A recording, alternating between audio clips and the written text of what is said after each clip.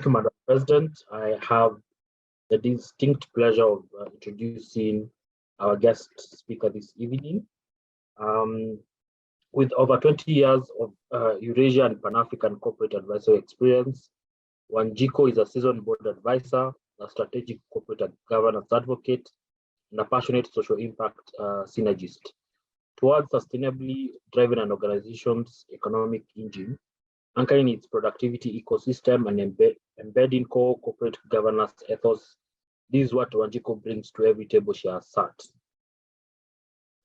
Wanjiku is an agile leadership curator and an adept talent incubator. She has catalyzed and underpinned over 500 leaders across 40 multidisciplinary and multicultural teams in reengineering their strategy formulation, execution, and leadership ethos through tailored multifaceted programs with over 70% success rate on productivity and business process improvement. These curated agile leadership engagements span government and corporate environments. Wanjiku has been of service to regulatory authorities, UN partner agencies, NGOs, as well as players in financial services, aviation, manufacturing, ICT, hospitality, sports, and media sectors with over 60% organization culture shift. They include the Government of Kenya, Ministry of Sports, Culture and Heritage, Communications Authority of Kenya, Insurance Regulatory Authority of Kenya, Kenya School of Revenue Administration, the Coca-Cola Company, Absa Kenya PLC, Kenya Airways, Unilever East Africa, Harkotega Brands, Serena Hotels, Afralty, Resolution Insurance, National Olympic Committee, Nation Media Group, and Radio Africa. As a 10-year Rotary leader, Wanjiku continues to fuel strategic planning, fundraising, and execution of regional campaigns and champions charitable community projects and across the East African region. Ladies and gentlemen, please welcome Rotary and Wanjiku. Thank you, Muto. All right, good evening, ladies and gentlemen. I was trying to look at your membership, if there's anybody I know, but first and foremost, Madam President, absolute congratulations. Asante sana for having me for your first meeting. My sincerest apology. I was stuck in the village trying to get back to the city. I realized my village is not as near as I thought it was. So my apologies for not making it on Saturday. It's a pleasure to be here and to talk about a topic I'm exceptionally passionate about, and one that is having a lot of momentum, and most importantly, one that truly we must be able to begin to shift around. So if you will allow me to share my screen, Yes. so I can be able to walk you through this. All right. First things first. Every time I have the conversations about matters diversity, equity, and inclusion, I always ensure that we also have a disclaimer at the beginning. It is not the easiest conversation. I'll even scratch the surface today, but most importantly, it is important that we come with an open mind, allow ourselves to be challenged in terms of our perspectives, our thinking, where we have come from and where we are going. Again, matters DEI are not about us changing who we are. Which are about engaging, most importantly, accepting those who are around us. So, Madam President, I hope you can hear me. I hope my internet is not letting me down. We can hear you. I can hear you. Muto? Great. Kindly let me know as soon as I can see my screen so that I am not talking to myself. Yes, it's visible now. Yes. Visible? Your All screen right. is visible. Yeah. Great. And I hope I'm on presenter mode. Yes. All right, great. So I have the privilege of serving as the district's diversity, equity, and inclusion chair.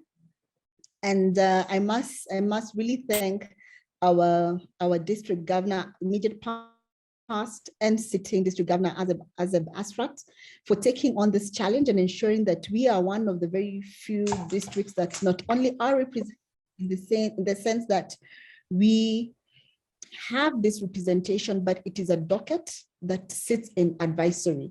So that's what my title is, and I'm privileged to serve I believe I will be in this role until 2025.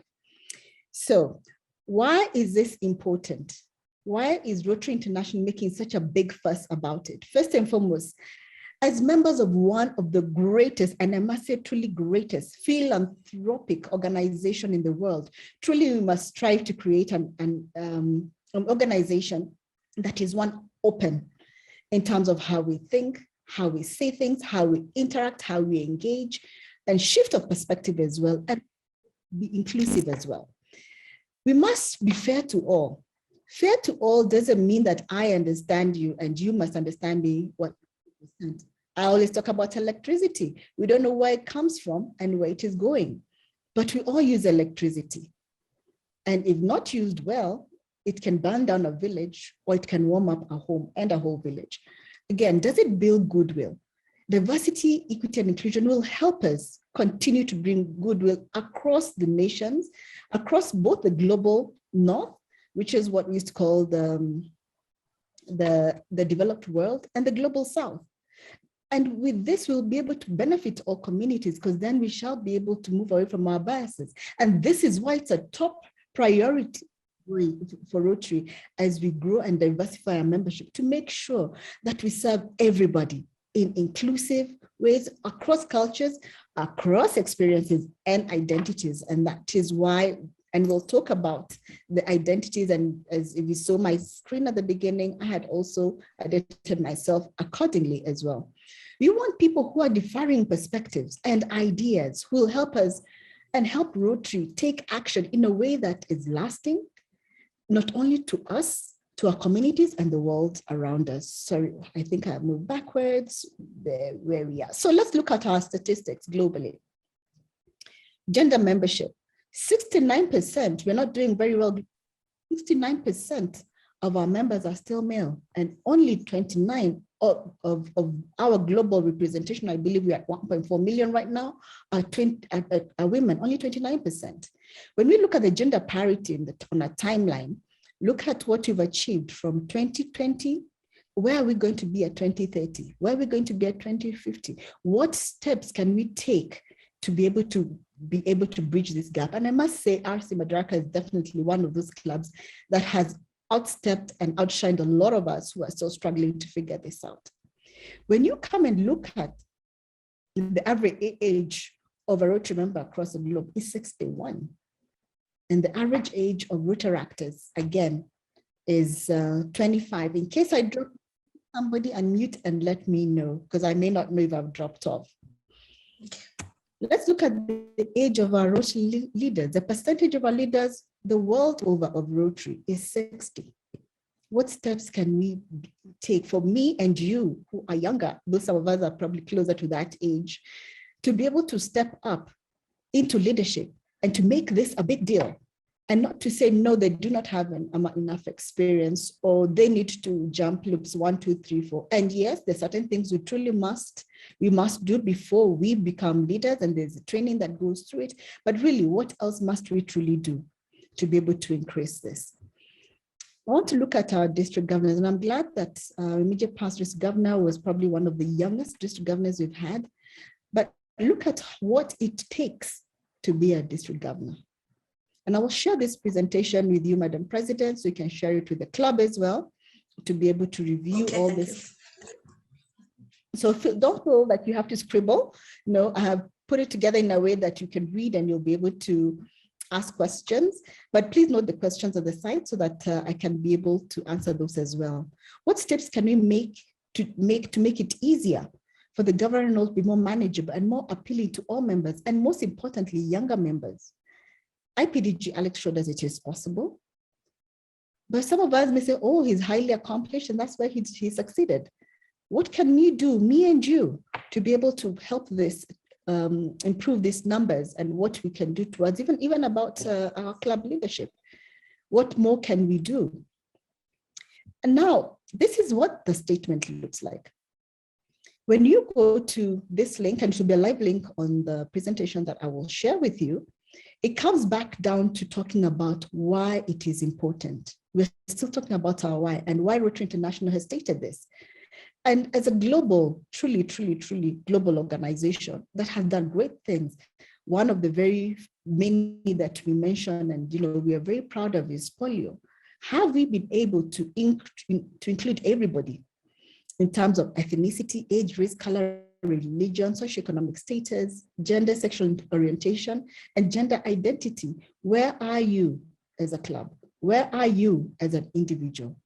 And where are we as Rotarians in Nairobi, in Kenya, in East Africa, in District 912, in the zone that you are represented, and Rotary the world over? What role are we taking?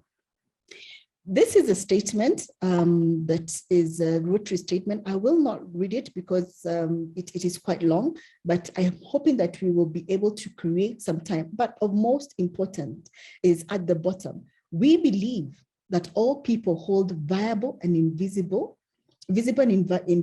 qualities that inherently make them unique. And that's therefore, we must truly strive to create an inclusive culture, to have everybody included. And it's important for us to start being honest and transparent about where we are in our DEI journey. It is okay if you haven't started, because at least that recognizes that, say that, you know what, I haven't started. But where are you as an individual? Where are you as a club? Where are you as a community? Where are you as a leadership team? Where are you as a system? Where are you? And I want to go into diversity. Now, I really truly must thank District 7350, who have made such great strides in this area. And a big part of my presentation is borrowed from their work that they have compressed and compiled. However, at the end of this presentation, I also share with you links where both for documents, and if you need those, I'm happy to send them to Madam President and you can look through them. But this helps us be able to comprehend and compress the what DEI is in a very simplified manner. So what is diversity? Diversity is the mosaic of people who bring a variety of backgrounds together. Our styles, our way of thinking, our values, our beliefs, and all this, if we bring this together from a point of asset, this is what I bring to the table and this is the value it adds. And I am open to be able to hear what value is being presented. This in itself is what diversity looks like. Now, I specifically like this slide because it challenges our perspective, and usually I call it the diversity iceberg. So whenever we talk about diversity, we think about race, gender, age, and language. But below it, there's so much more. Physical ability, religion, nationality, what skills you bring, what is your education and education level, and where did you go to school? Our background, what is that socioeconomic background you come from? Do we feel that certain people from a certain side are better off as members of our club and we cannot get value from XYZ? What about social class? What about our values? What about sexual orientation? And I know tends to be a touchy one. Personalities. If you're loud, then we cannot listen to you. You probably don't have much to say. If you're quiet, you don't have much more to bring to the table, and you may not be a good leader. Our beliefs and our cultures. Actually, when you look at the iceberg, we only focus on 20%. If we looked below the iceberg, you'll find that it is 80% of that. And this is what is true. The 80% is what sinks us. And that is what is going to begin to turn us around as opposed to drive us forward. So what does diversity look like for Rotary? It's about thinking styles. We don't have to think the same to get along. We don't have to think the same or see things in the same way to be able to drive a global agenda. It actually it's in diversity of thought that we're able to bring a lot more to the table. We don't have to speak the same language. There are many ways of translating and interacting, even with those that we do not understand. There's ethnicity as well. And unfortunately, this can get very, very polarizing. However, have we thought, what can we gain and what can we grow for by interacting with different people from different ethnicities and learning their cultures and beginning to understand why they do things the way they do them? We may not agree with everything, but truly there must be something we can learn and we can implement. Religion as well. There are a gazillion religions across the world. Are we so steeped in our ways to say that no, certain religions are X, Y, Z? Perspectives.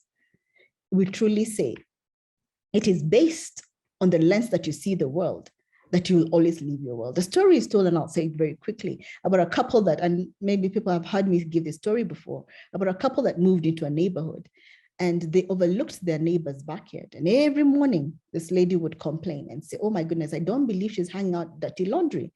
And she do all that she could. She sent detergents, she gave advice, she sent technicians to help this lady next door. 3 months later, one day she woke up and says, oh, wait a minute. Finally, she gets it. Her laundry is clean. And her husband says, oh, I just got tired of your complaining and cleaned the windows. How many of us do we have mud-colored glasses that we are not able to see or understand or accept a perspective that is different from ours? Our experiences, again, if you've traveled the world, if you've traveled across our great country and our great districts, there's so much to celebrate. Nationalities as well. Each nationality brings its strength, and yes, it sets of challenges. But I always say with sets of challenges, that's where we begin to grow. Our job level, it doesn't matter whether you're C-suite, you're in business, you're a baller, or you're just starting off. All of us have something to contribute. Race as well, it doesn't matter what we call it, whether you're red, blue, green, yellow, black or white, light or dark, it matters not. Gender as well. We tend to talk about gender in binary. As our country, that's what our law allows us. But there are so many other conversations around this. How bold are we to be able to say, wait, I may not subscribe to it, but can I seek to understand this, which is different from me? Age. Do we say that because somebody is past a certain age, they cannot be able to be part of us, or they are too old, they're too this, they're too that? How about thinking about how much value and knowledge and experience they can bring? Oh, this one is too young. This one is too this, too that. Why do we have to put two in any way? It is unnecessary. Culture as well. Our cultures are different. Depending on how we are socialized and how we've grown up, there's a lot that we can learn. Physical abilities as well. I would like to ask us, how many of us would take the challenge to have somebody who is probably hearing impaired to work for us? Or would we struggle to understand, how am I going to communicate? Do I have to learn sign? Will I have to write down anything? Is it about our convenience or about including everybody? Sexual orientation is another one. Big conversation globally that we shy away from. The question is, why would they be different? How about if they had so much more to bring if we just did not look at them from the lens of their sexual orientation? Skills as well. Are there skills that we value more than others? How about if we brought the cocktail to the table? We'd be amazed about what we can achieve. I'd like to talk about equality and equity. Equality presumes that everyone benefits from the absolute same type of support. This is what we like to see. This is equal treatment. Consider this, my brothers and sisters and friends, Rotarians and Rotaractors, leaders and guests, that should we choose and consider to remove barriers to promote fair treatment, opportunity and advancement for all, irregardless of background, this is what would change things around. And this is what Rotary is talking about. So if you're going into a community, if we are inducting members, if we are growing our membership, should we be doing projects? Should we be reaching out to partners? Have we considered to first remove the barriers first. And the barriers, some of them are mental, some of them are perceptions, some of them are stereotypes. Remove the barriers first, then engage. Inclusion. Inclusion is about the achievement of an environment in which all individuals are treated fairly. The 4 ways test always asks, of the things we think, say, or do, 1, is it the truth? 2, is it fair to all concerned? Are we respectful to those who are different from us? Are we able to provide access of opportunities and resources? Or do we say, no, this is for this XYZ and we will not, the rest will not access this? Can we contribute fully to a club success? Do you have access to, for example, a Rotary training that even though some members are not members of the leadership team, that we invite them to sit, to listen, to learn, because this is how we grow? Do you have something that you know that can cause us to be more inclusive? But we are afraid to stand up because we say, oh, I do not want to be stereotypes. Now, when we connect diversity, equity, and inclusion, it creates a sense of belonging. When we feel a sense of belonging, it's not because we are the same as everybody. We cannot be the same. My dear President Wanjiku, who I love to bits, beautiful to a fault. I can never look as great as her. But she's my sister and I love her absolutely. But when I'm with her, I know we have a sense of belonging, but we are nowhere near alike because we've accepted who we are. I mean, I could attempt to take photos, but I am nowhere near how great one Rotarian Muto is. Mine will probably be shaky and I don't know, blurry, and I'll probably get kicked out.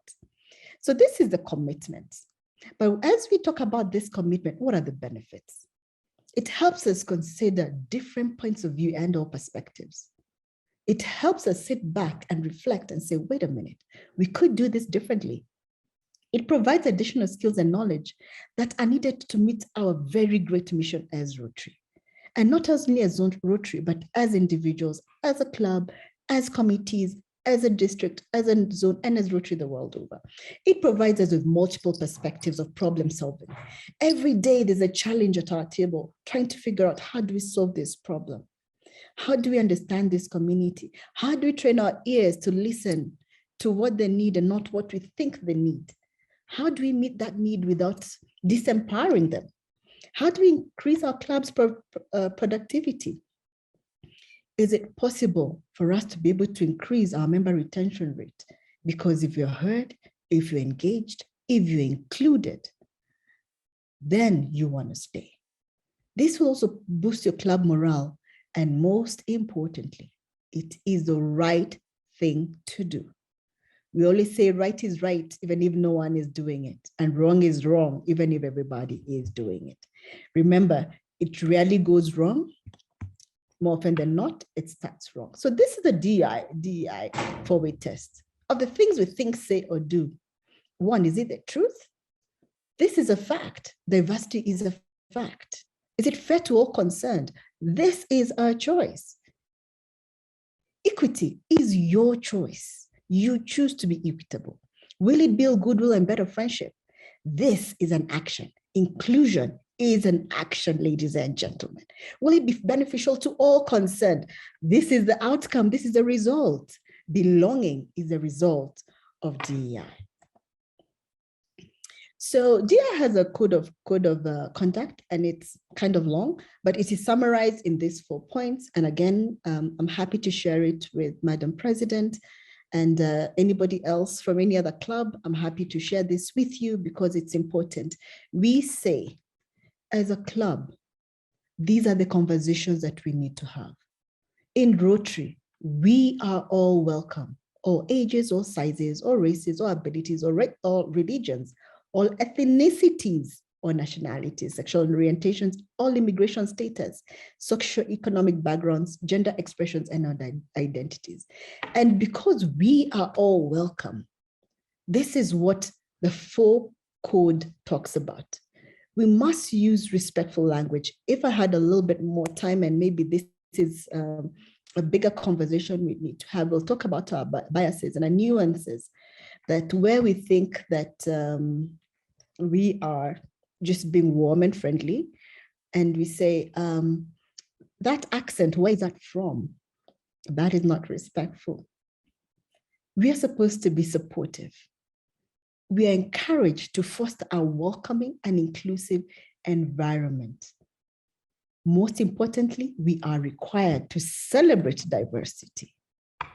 So I will not go into the code, but these are conversations, I like to call them thought considerations, that the club should have.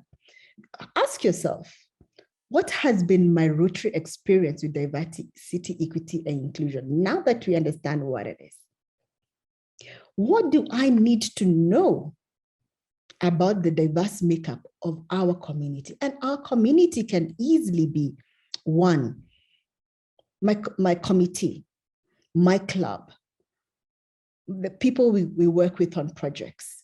This is what we'd be talking about. What more do we need to learn about overcoming our DEI challenges? And ladies and gentlemen, trust me, they are a gazillion. This is my second year on this role, and I'm still learning.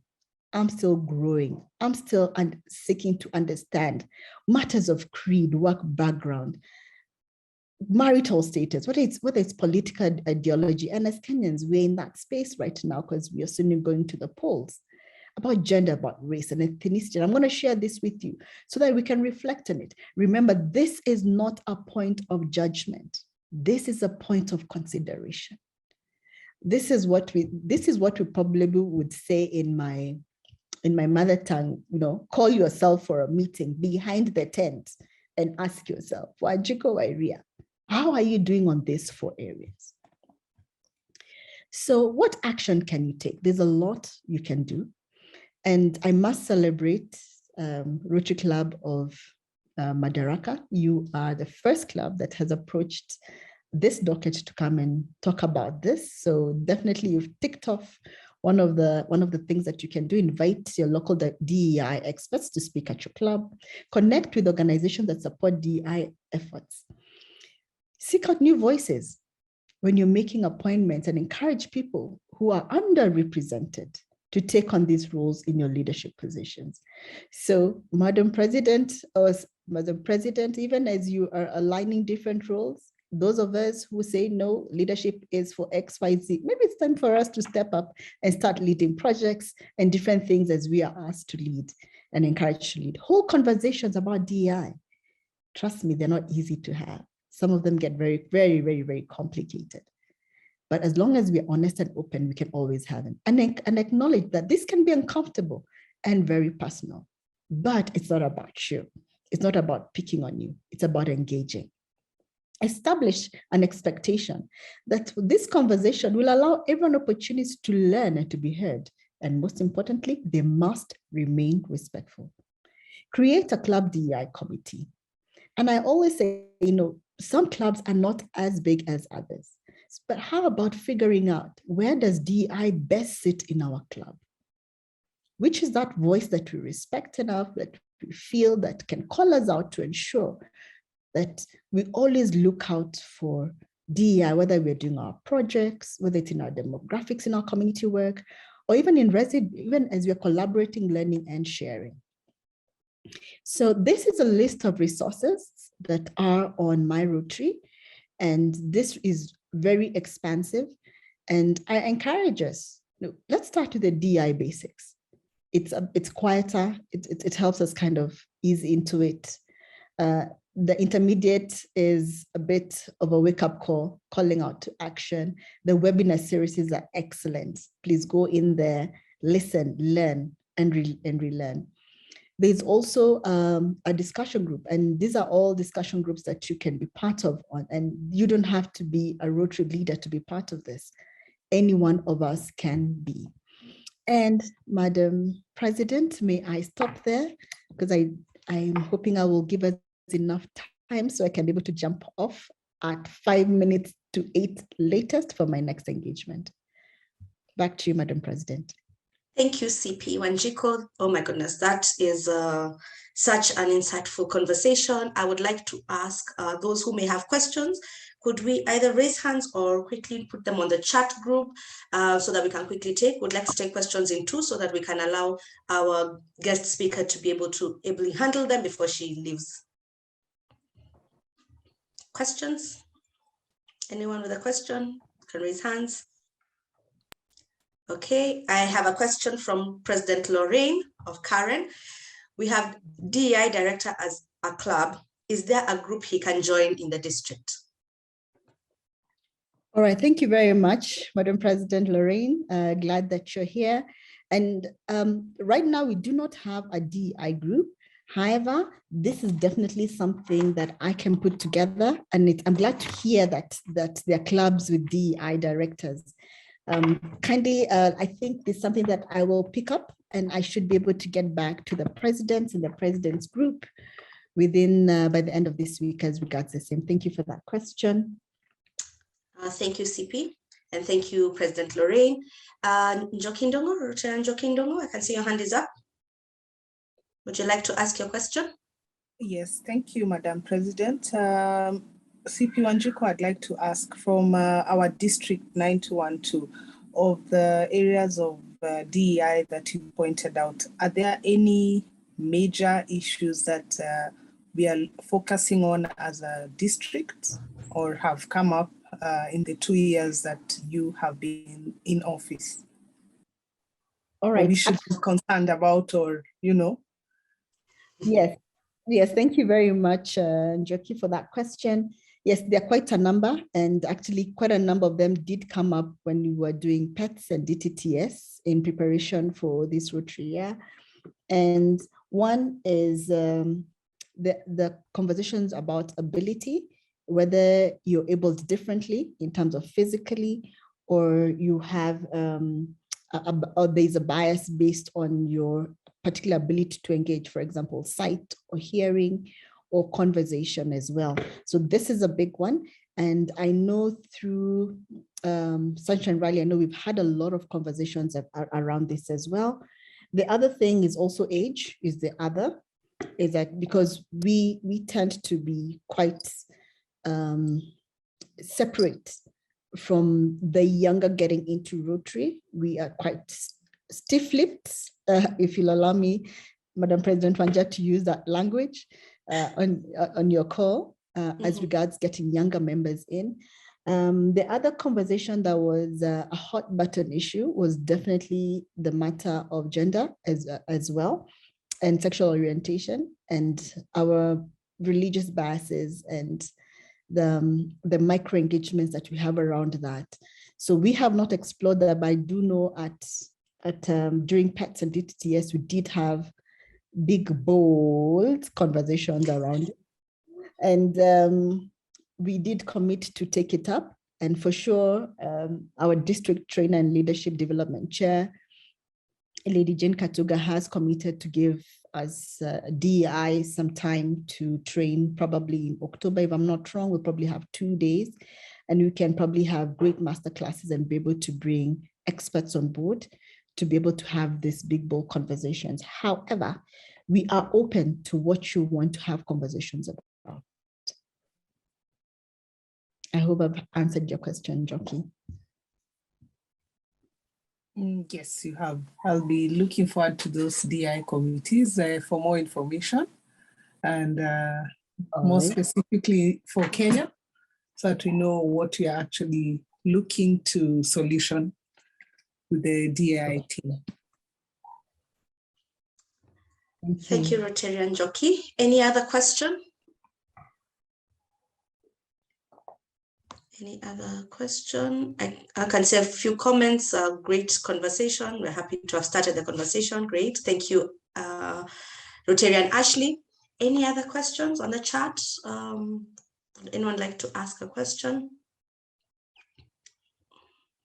Okay. CP Wanjiku, then allow me to ask one of our own, past President Kanake, to do a vote of thanks. Past President Kanake. Thank you, President Wanja.